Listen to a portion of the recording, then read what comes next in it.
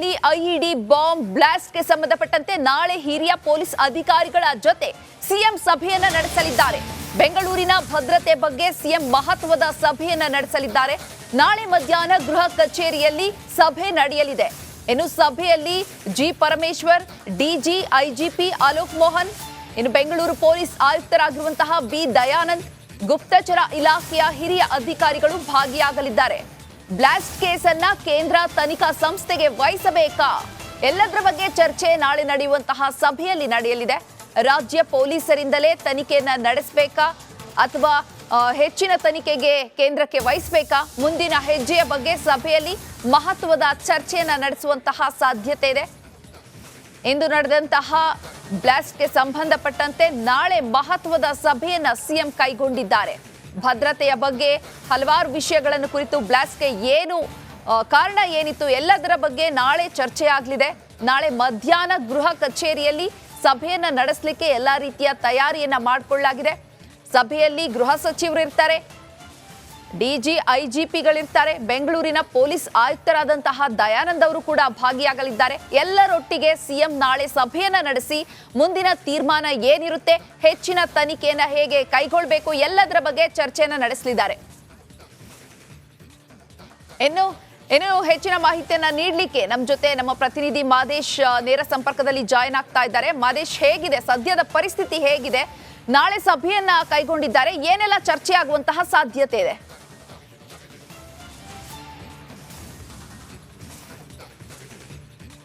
ಚೈತ್ರ, ಎಲ್ಲ ಡೆವಲಪ್ಮೆಂಟ್ಗಳು ಅಂದ್ರೆ ಇವತ್ತು ರಾಮೇಶ್ವರಂ ಕೆಫೆಯಲ್ಲಿ ಆದಂತ ಒಂದು ಘಟನೆಯಿಂದ ರಾಜಕಾರಣದಲ್ಲಾಗಿರ್ಬೋದು, ಜೊತೆಗೆ ಭದ್ರತಾ ವಿಚಾರ ಬಗ್ಗೆ ಸಾಕಷ್ಟು ಚರ್ಚೆ ಆಗ್ತಿದೆ.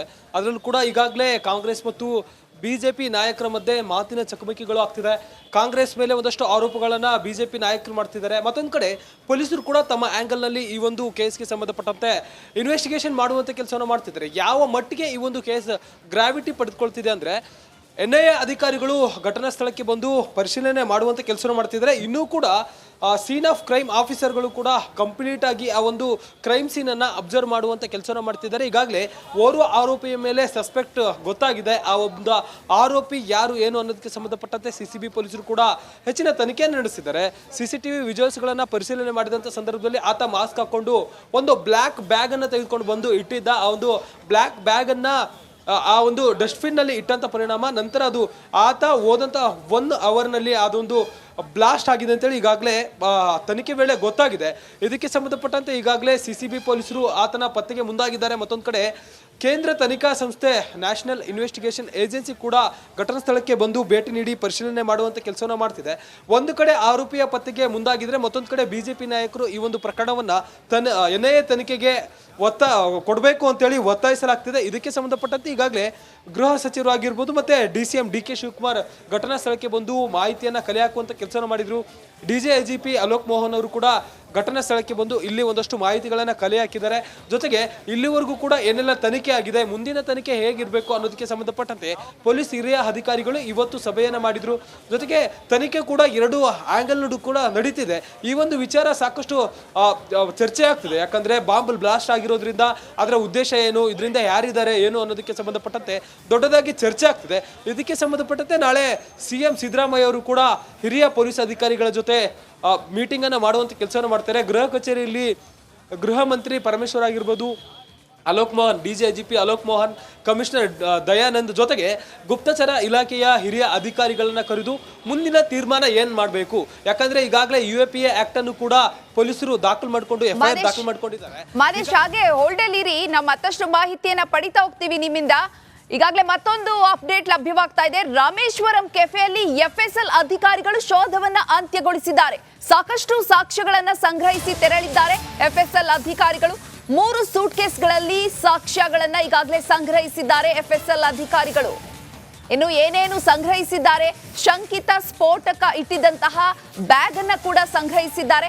ಸ್ಫೋಟದ ತೀವ್ರತೆಯಿಂದಾಗಿ ಛಿದ್ರವಾದಂತಹ ವಸ್ತುಗಳನ್ನ ಕೂಡ ಸ್ಯಾಂಪಲ್ಗಾಗಿ ತೆಗೆದುಕೊಂಡೋಗಿದ್ದಾರೆ. ಬ್ಲಾಸ್ಟ್ ಬಳಿಕ ಧೂಳಿನಲ್ಲಿ ಓಡಾಡಿರುವಂತಹ ಏನು ಫುಟ್ ಪ್ರಿಂಟ್ಗಳಿತ್ತು ಎಲ್ಲವನ್ನ ಕೂಡ ಈಗ ಎಲ್ಲದರ ಸಾಕ್ಷ್ಯಗಳನ್ನ ಸಂಗ್ರಹಿಸಿದ್ದಾರೆ FSL ಅಧಿಕಾರಿಗಳು.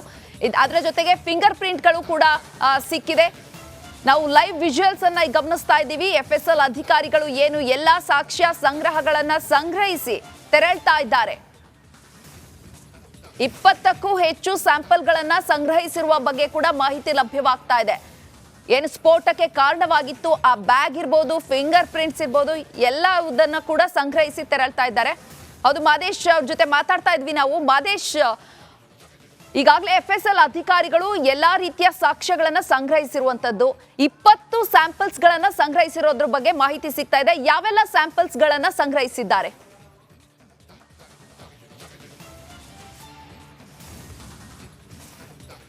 ಮತ್ತೊಮ್ಮೆ ಸಂಪರ್ಕಿಸುವಂತಹ ಪ್ರಯತ್ನವನ್ನ ಮಾಡೋಣ.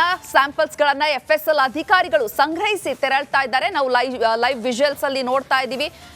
ಸ್ಫೋಟಕ್ಕೆ ಕಾರಣವಾಗಿರುವಂತಹ ಬ್ಯಾಗ್ ಇರ್ಬೋದು, ಫಿಂಗರ್ ಪ್ರಿಂಟ್ಸ್ ಇರ್ಬೋದು, ಎಲ್ಲವನ್ನ ಕೂಡ ಈಗ ಸಂಗ್ರಹಿಸಿದ್ದಾರೆ. ಮಹೇಶ್ನ ಧ್ವನಿ ಕೇಳಿಸ್ತಾ ಇದೆಯಾ? 20ಕ್ಕೂ ಹೆಚ್ಚು ಸ್ಯಾಂಪಲ್ಗಳನ್ನ ಸಂಗ್ರಹಿಸಿರೋ ಬಗ್ಗೆ ಮಾಹಿತಿ ಲಭ್ಯವಾಗ್ತಾ ಇದೆ. ಏನೆಲ್ಲ ಸ್ಯಾಂಪಲ್ಸ್ ಗಳನ್ನ ಸಂಗ್ರಹಿಸಿದ್ದಾರೆ ಮಹೇಶ್?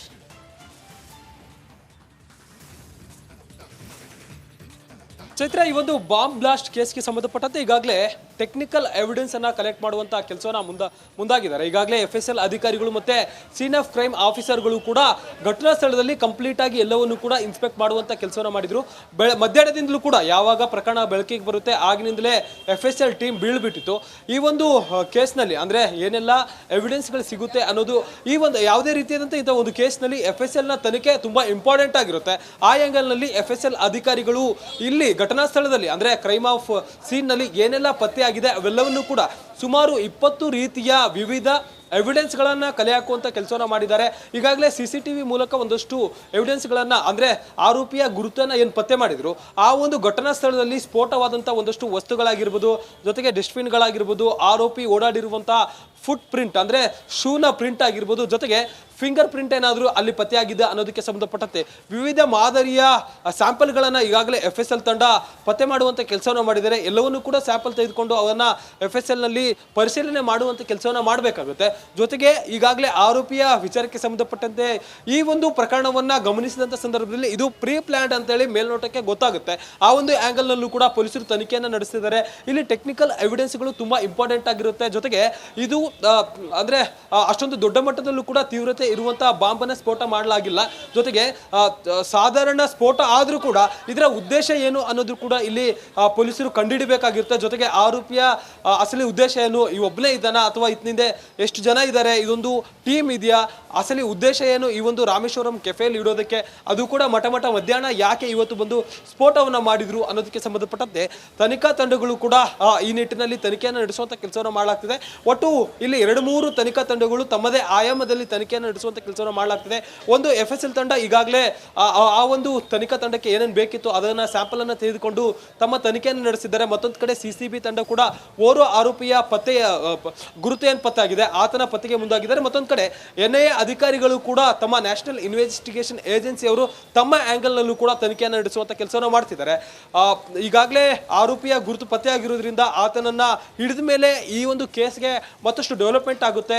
ಯಾವ ಉದ್ದೇಶಕ್ಕಾಗಿ ಆಯ್ತು, ಏನಿದು, ಏನ್ ಪ್ಲಾನ್, ಇವ್ರದ್ದು ಉದ್ದೇಶ ಏನಿದೆ ಅನ್ನೋದು ಕೂಡ ತನಿಖೆ ಮೇಲೆ ಆತ ಪತ್ತೆ ಆದ್ಮೇಲೆ ಗೊತ್ತಾಗಬೇಕಿದೆ. ಚೈತ್ರ, ಓಕೆ ಮಹೇಶ್, ಹಾಗೆ ಹೋಲ್ಡಲ್ಲಿರಿ. ಮತ್ತೊಂದು ಅಪ್ಡೇಟ್ಸ್ ಲಭ್ಯವಾಗ್ತಾ ಇದೆ. ರಾಮೇಶ್ವರಂ ಕೆಫೆಯಲ್ಲಿ IED ಬಾಂಬ್ ಬ್ಲಾಸ್ಟ್ ಕೇಸ್ಗೆ ಸಂಬಂಧಪಟ್ಟಂತೆ ಈಗ ಮತ್ತೊಂದು ಅಪ್ಡೇಟ್ಸ್ ಲಭ್ಯವಾಗ್ತಾ ಇರುವಂತದ್ದು. ಶಂಕಿತ ಆರೋಪಿಯ ಬೆನ್ನು ಬಿದ್ದಿದ್ದಾರೆ ಪೊಲೀಸ್ ಟೀಮ್. ಏನು ಈಗಾಗಲೇ ಪೊಲೀಸ್ ತನಿಖಾ ತಂಡ ಏನು ನಡೆಸ್ತಾ ಇದೆ ಎಲ್ಲ ಸಂಶೋಧನೆಯಿಂದ, ಈಗ ಆರೋಪಿಯ ಬೆನ್ನು ಬಿದ್ದಿದ್ದಾರೆ. ಟವರ್ ಡಂಪ್ ಆಧರಿಸಿ 4 ಪೊಲೀಸ್ ವಶಕ್ಕೆ ಸಿಕ್ಕಿದ್ದಾರೆ. ಅಜ್ಞಾತ ಸ್ಥಳದಲ್ಲಿ 4 ಶಂಕಿತರ ವಿಚಾರಣೆಯನ್ನ ಈಗಾಗಲೇ ನಡೆಸಲಾಗ್ತಾ ಇದೆ ಎನ್ನುವಂತಹ ಮಾಹಿತಿ ಕೂಡ ಲಭ್ಯವಾಗ್ತಾ ಇದೆ. ರಾಮೇಶ್ವರಂ ಕೆಫೆಯಲ್ಲಿ IED ಬಾಂಬ್ ಬ್ಲಾಸ್ಟ್ ಕೇಸ್ಗೆ ಸಂಬಂಧಪಟ್ಟಂತೆ ಆರೋಪಿಗಳು ಯಾರಿದ್ರು, ಮಧ್ಯಾಹ್ನದಿಂದಲೂ ಕೂಡ ಏನು ಸ್ಫೋಟ ಸಂಭವಿಸಿತ್ತು ಅವಾಗ್ಲಿಂದಲೂ ಕೂಡ ಶಂಕಿತ ಆರೋಪಿಗಳ ಬೆನ್ನು ಬಿದ್ದಿದ್ರು ಪೊಲೀಸ್ ಟೀಮ್. ಈಗ ಲಭ್ಯವಾಗ್ತಾ ಇರುವಂತಹ ಮಾಹಿತಿ, ಈಗಾಗಲೇ 4 ಶಂಕಿತರನ್ನ ಪೊಲೀಸರು ಈಗಾಗಲೇ ವಶಕ್ಕೆ ಪಡೆದಿದ್ದಾರೆ. ಟವರ್ ಡಂಪ್ ಅನ್ನು ಆಧರಿಸಿ 4 ಪೊಲೀಸರು ವಶಕ್ಕೆ ಪಡೆದು ಈಗಾಗಲೇ ಅಜ್ಞಾತ ಸ್ಥಳದಲ್ಲಿ 4 ಶಂಕಿತರ ವಿಚಾರಣೆಯನ್ನ ಕೂಡ ನಡೆಸಲಾಗ್ತಾ ಇದೆ ಅನ್ನುವಂತಹ ಮಾಹಿತಿ ಈಗ ಲಭ್ಯವಾಗ್ತಾ ಇರುವಂತದ್ದು. ಸ್ಫೋಟಕ್ಕೆ ಕಾರಣ ಏನಿರಬಹುದು, ಯಾಕಾಗಿ ಸ್ಫೋಟವನ್ನ ಗೊಳಿಸಲಾಯಿತು, ಯಾವೆಲ್ಲ ವಸ್ತುಗಳನ್ನ ಬಳಕೆ ಮಾಡಲಾಯಿತು, ಎಲ್ಲದರ ಬಗ್ಗೆ ಕೂಡ ಈಗ ಶಂಕಿತರಿಂದ ಪೊಲೀಸರು ಮಾಹಿತಿಯನ್ನ ಪಡಿತಾ ಇದ್ದಾರೆ. ಇನ್ನ ಕೆಲವೇ ನಿಮಿಷಗಳಲ್ಲಿ ಸ್ಫೋಟಕ್ಕೆ ಕಾರಣ ಏನಿತ್ತು ಅನ್ನೋದರ ಎಲ್ಲದರ ಮಾಹಿತಿ ಕೂಡ ಲಭ್ಯವಾಗಲಿದೆ.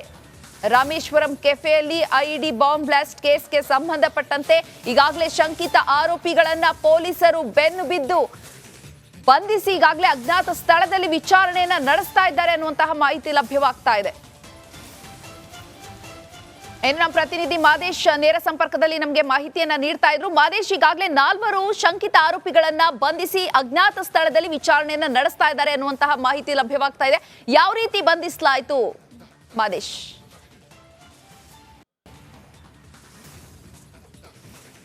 ಚೈತ್ರ, ನಾನು ಅವಾಗಲೇ ಹೇಳ್ತಿದ್ದೆ, ಯಾಕಂದ್ರೆ ಈ ಒಂದು ಕೇಸ್ನ ಹಿಂದೆ ಓರ್ವ ಆರೋಪಿ ಮಾತ್ರ ಇರೋದಕ್ಕೆ ಸಾಧ್ಯನೇ ಇಲ್ಲ. ಇದೊಂದು ಪ್ರೀ ಪ್ಲಾನ್ಡ್ ಅಂತೇಳಿ ಮೇಲ್ನೋಟಕ್ಕೆ ಗೊತ್ತಾಗಿತ್ತು. ಹೀಗಾಗಿ ಈ ಒಂದು ಕೇಸ್ನಲ್ಲಿ ಬೇರೆ ಬೇರೆ ಆರೋಪಿಗಳು ಕೂಡ ಇದ್ದಾರೆ ಅನ್ನುವಂಥದ್ದು ಪೊಲೀಸರಿಗೆ ಆಗಿನಿಂದಲೂ ಕೂಡ ಸಸ್ಪೆಕ್ಟ್ ಇತ್ತು. ಜೊತೆಗೆ ಓರ್ವ ಆರೋಪಿಯ ಗುರುತು, ಅಂದ್ರೆ ಆತ ಬಸ್ನಲ್ಲಿ ಬಂದಿದ್ದ, ಅಲ್ಲಿ ರವೆ ಇಡ್ಲಿ ಆರ್ಡರ್ ಮಾಡಿದ್ದ, ತಿಂದ್ಮೇಲೆ ಒಂದು ಬ್ಯಾಗನ್ನು ಇಟ್ಟಿದ್ದ, ಅದಾದ್ಮೇಲೆ ಈ ಒಂದು ಎಲ್ಲ ಪ್ರಕರಣ ಆಯಿತು, ಅದು ಬ್ಲಾಸ್ಟ್ ಆಯಿತು ಅನ್ನೋದು ಈಗಾಗಲೇ ತನಿಖೆ ವೇಳೆ ಗೊತ್ತಾಗಿತ್ತು. ಈಗ ಅಸಲಿಗೆ ಆತನ ಜೊತೆಗೆ ಬೇರೆ ಯಾರೆಲ್ಲ ಬಂದಿದ್ರು ಅನ್ನೋದಕ್ಕೆ ಸಂಬಂಧಪಟ್ಟಂತೆ ಬೇರೆ ಆಂಗಲ್ನಲ್ಲೂ ಕೂಡ, ಅಂದ್ರೆ ಆತನ ಹಿಂದೆ ಟೀಮ್ ಇರ್ಬೋದು ಅನ್ನುವಂಥ ಸಸ್ಪೆಕ್ಟ್ ಮೇಲೆ ಪೊಲೀಸ್ ಅಧಿಕಾರಿಗಳು ಕೂಡ ತನಿಖೆಯನ್ನು ನಡೆಸುವಂಥ ಕೆಲಸನ ಮಾಡಿದ್ದಾರೆ. CCTV ಪರಿಶೀಲನೆ ವೇಳೆ ಬೇರೆ ಬೇರೆ ಒಂದಷ್ಟು ಆರೋಪಿಗಳು, ಅಂದ್ರೆ ಅನುಮಾನಾಸ್ಪದ ವ್ಯಕ್ತಿಗಳು ಯಾರೆಲ್ಲ ತಿರುಗಾಡಿದ್ರು ಅವರನ್ನು ಕೂಡ ಟ್ರ್ಯಾಕ್ ಮಾಡುವಂಥ ಹಂತಕ್ಕೆ ಪೊಲೀಸರು ಮುಂದಾಗಿದ್ರು. ಈ ವೇಳೆ 4 ಕೂಡ ಅನುಮಾನಾಸ್ಪದವಾಗಿ CCTVಯಲ್ಲಿ ಓಡಾಡಿರೋದು ಪತ್ತೆಯಾಗಿರೋದ್ರಿಂದ ಅವರನ್ನ ಪತ್ತೆ ಮಾಡಿ ಅವರನ್ನ ವಶಪಡೆದು ಗೌಪ್ಯ ಸ್ಥಳದಲ್ಲಿ ಅವರನ್ನ ವಿಚಾರಣೆ ಮಾಡಲಾಗ್ತಿದೆ ಅಂತೇಳಿ ಸದ್ಯಕ್ಕೆ ಪೊಲೀಸ್ ಮೂಲಗಳಿಂದ ಮಾಹಿತಿ ಲಭ್ಯ ಆಗ್ತಿದೆ. ಮತ್ತೊಂದು ಕಡೆ ಓರ್ವ ಆರೋಪಿ ಬಸ್ನಲ್ಲಿ ಬಂದು ಇಳಿದು ಹೋಗಿದ್ದ ಆತ ಬೇರೆ, ಮತ್ತೆ ಈ 4 ವಶಕ್ಕೆ ಆಗಿರುವಂತಹ ಈ 4 ಆರೋಪಿಗಳು ಬೇರೆ. ಈಗಾಗಲೇ ಇವರು ವಶ ಆಗಿದ್ದಾರೆ. ಅನುಮಾನಾಸ್ಪದವಾಗಿ ಮೇಲೆ ಇವ್ರು 4ರನ್ನು ಕೂಡ ವಶಪಡೆದು ವಿಚಾರಣೆ ಮಾಡುವಂಥ ಕೆಲಸವನ್ನು ಮಾಡ್ತಿದ್ದಾರೆ. ಮತ್ತೊಂದು ಕಡೆ ಆತ ಬಂದು ಇಳಿದು ಹೋಗಿರುವಂಥ ಬಸ್ನಲ್ಲಿ ಬಂದು ಹೋಗಿರುವಂಥ ಆ ಒಂದು ಆರೋಪಿಯ ಪತ್ತೆಗೆ ಕೂಡ ಪೊಲೀಸರು ಮುಂದಾಗಿದ್ದಾರೆ. ಆ ಆರೋಪಿಗೆ ಮತ್ತೆ ವಶದಲ್ಲಿರುವಂಥ ಆರೋಪಿಗಳಿಗೂ ಕೂಡ ಏನಾದರೂ ಲಿಂಕ್ ಇದೆಯಾ, ಈ ಎಲ್ಲರೂ ಕೂಡ ಈ ಒಂದು ಕೃತ್ಯದಲ್ಲಿ ಭಾಗಿಯಾಗಿದ್ರ ಏನು, ಭಾಗಿಯಾಗಿದ್ರೆ ಅವರ ಉದ್ದೇಶ ಏನು, ಯಾಕಾಗಿ ಬ್ಲಾಸ್ಟ್ ಮಾಡಿಸಿದ್ರು, ಇವೆಲ್ಲವನ್ನು ಕೂಡ ವಿಚಾರವನ್ನ ಪೊಲೀಸರು ಅವರನ್ನ ವಿಚಾರಣೆ ಮಾಡಿ ಎಲ್ಲವನ್ನು ಕೂಡ ಕೆದಕುವಂಥ ಕೆಲಸವನ್ನು ಮಾಡ್ತಿದ್ದಾರೆ. ಸದ್ಯಕ್ಕೆ ಎಲ್ಲವೂ ಕೂಡ ತನಿಖಾ ಹಂತದಲ್ಲಿದೆ. ತನಿಖೆಯ ನಂತರವೇ ಈ ಒಂದು ಕೇಸ್ಗೆ ಸಂಪೂರ್ಣವಾಗಿ ಒಂದು ಕ್ಲಾರಿಫಿಕೇಶನ್ ಕೂಡ ಸಿಗಬೇಕಿದೆ. ಚೈತ್ರ, ಮಾದೇಶ್, ಇನ್ನು ಹೇಗೆ ಬಂಧಿಸಿರುವಂತದ್ದು? ಈಗ 4 ಆರೋಪಿಗಳನ್ನ ಬಂಧಿಸಿದ್ದಾರೆ ಅನ್ನುವಂತಹ ಮಾಹಿತಿ ಲಭ್ಯವಾಗ್ತಾ ಇದೆ. ಹೇಗೆ ಬಂಧಿಸಿರುವಂತದ್ದು, ಏನೆಲ್ಲ ವಿಚಾರಣೆಗಳು ಈಗ ನಡೀತಾ ಇದೆ ಮಾದೇಶ್?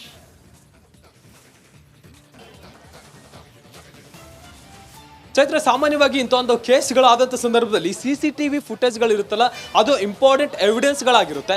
ಈ ಒಂದು ರಾಮೇಶ್ವರಂ ಕೆಫೆಯಲ್ಲಿ ಒಳಗಡೆ ಯಾರೆಲ್ಲ ಅನುಮಾನಾಸ್ಪದವಾಗಿ ಓಡಾಡಿದ್ರು, ಅಂದರೆ ಈ ಒಂದು ಘಟನೆ ನಡೆದಿರೋದು 12:55 ಎಕ್ಸಾಕ್ಟ್ಲಿ ಸ್ಫೋಟಗೊಳ್ಳುತ್ತೆ. ಅದಕ್ಕೂ ಮುಂಚೆ ಒಂದಷ್ಟು ನಿಮಿಷಗಳ ಕಾಲ CCTVಯನ್ನು ಕಂಪ್ಲೀಟ್ ಆಗಿ ರಾಮೇಶ್ವರಂ ಕೆಫೆ ಆಗಿರ್ಬೋದು, ಮತ್ತು ಈ ಒಂದು ರಸ್ತೆಗೆ ಕನೆಕ್ಟ್ ಆಗಿರುವಂತಹ ಒಂದಷ್ಟು CCTVಗಳನ್ನು ಕಂಪ್ಲೀಟ್ ಆಗಿ ಪರಿಶೀಲನೆ ಮಾಡುವಂಥ ಕೆಲಸವನ್ನು ಪೊಲೀಸ್ ಅಧಿಕಾರಿಗಳು ಮುಂದಾಗಿರುತ್ತಾರೆ. ಈ ವೇಳೆ ಪದೇ ಪದೇ ಓಡಾಡುವಂತಹ ಜನಗಳು ಯಾರಿರ್ತಾರೆ ಅವರ ಮೇಲೆ ಸಸ್ಪೆಕ್ಟ್ ಮೂಡೋದಂತೂ ಕಾಮನ್. ಯಾಕಂದ್ರೆ ಈ ರೀತಿಯಾದಂತಹ ಒಂದು ಕೃತ್ಯ ಎಸಗಬೇಕಂದ್ರೆ ಒಂದೇ ರೀತಿ ಡೈರೆಕ್ಟ್ ಆಗಿ ಹೋಗಿ ಅಟೆಂಪ್ಟ್ ಮಾಡಿದ್ರೆ ಅದು ಆಗೋದಿಲ್ಲ, ಪ್ರೀ ಪ್ಲಾನ್ಡ್ ಆಗಿರ್ಬೇಕಾಗಿರುತ್ತೆ.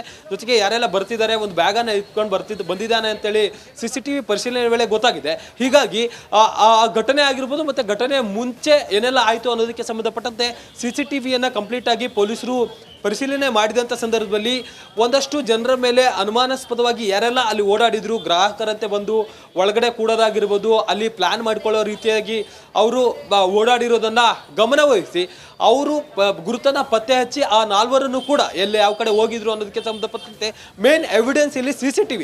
ಇಲ್ಲಿಂದ ಬೇರೆ ಬೇರೆ ಕಡೆ 4 ಬೇರೆ ಬೇರೆ ಕಡೆ ಎಲ್ಲೆಲ್ಲಿ ಟ್ರಾವೆಲ್ ಮಾಡಿದ್ದಾರೆ ಅನ್ನೋದನ್ನ ಪತ್ತೆ ಹಚ್ಚಿ ಈಗಾಗಲೇ ಆ 4ರನ್ನು ಕೂಡ ವಶಪಡೆದು ಗೌಪ್ಯ ಸ್ಥಳದಲ್ಲಿ ಅವರನ್ನ ವಿಚಾರಣೆ ಮಾಡುವಂತ ಕೆಲಸವನ್ನು ಮಾಡ್ತಿದ್ದಾರೆ. ಸದ್ಯಕ್ಕೆ ಎಲ್ಲರನ್ನೂ ಕೂಡ ವಿಚಾರಣೆ ಮಾಡ್ತಿದ್ದಾರೆ. ಅವರ ಮೊಬೈಲ್ಗಳನ್ನು ಪರಿಶೀಲನೆ ಮಾಡಬೇಕಾಗುತ್ತೆ.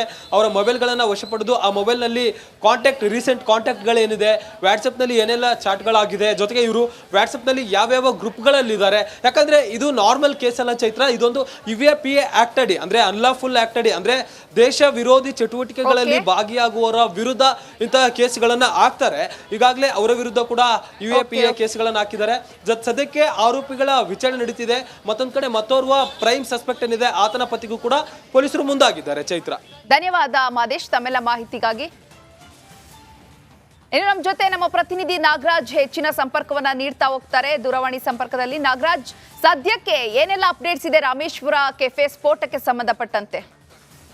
ಚೈತ್ರ, ಏನು ಇವತ್ತು ಮಧ್ಯಾಹ್ನ ಸಂಭವಿಸಿರ್ತಕ್ಕಂತ ರಾಮೇಶ್ವರ ಕೆಫೆಯಲ್ಲಿ ಸ್ಫೋಟ ಪ್ರಕರಣಕ್ಕೆ ಸಂಬಂಧಿಸಿದಂತೆ ಪೊಲೀಸರು ಈಗ 4 ವಶಕ್ಕೆ ತೆಗೆದುಕೊಂಡು ವಿಚಾರಣೆಯನ್ನ ನಡೆಸಿದ್ದಾರೆ ಅಂತೇಳಿ ಪೊಲೀಸ್ ಉನ್ನತ ಮೂಲಗಳು ರಿಪಬ್ಲಿಕ್ ಕನ್ನಡಗೆ ಸ್ಪಷ್ಟಪಡಿಸಿರ್ತಕ್ಕಂಥದ್ದು. ಇದರಲ್ಲಿ ಬಹಳ ಪ್ರಮುಖವಾಗಿ ಟವರ್ ಡಂಪ್ ಅನ್ನ ಆಧರಿಸಿ, ಅಂದ್ರೆ ಏನು 12 ಗಂಟೆಗೆ ಅಲ್ಲಿ ಬ್ಯಾಗ್ ಅನ್ನ ಇಡಲಾಗುತ್ತೆ, ಅದಾದ 1 ಗಂಟೆಗಳ ಬಳಿಕ ಸ್ಫೋಟ ಆಗುತ್ತೆ.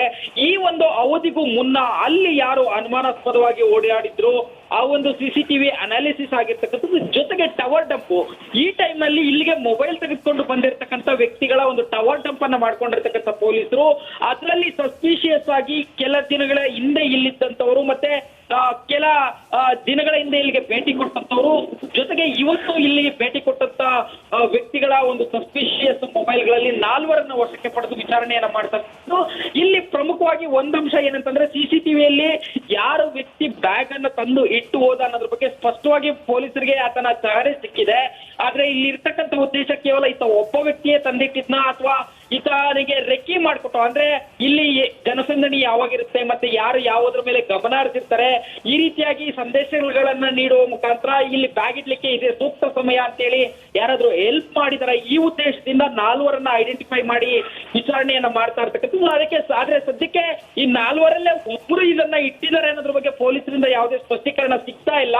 ಆದ್ರೆ ಇವರು ಈ ಒಂದು ಸ್ಫೋಟ ನಡೆದಂತ ಏನು 11 ಗಂಟೆಯಿಂದ 1 ಗಂಟೆ 5 ನಿಮಿಷ ಅವಧಿ ಇದೆ, ಈ ಅವಧಿಯಲ್ಲಿ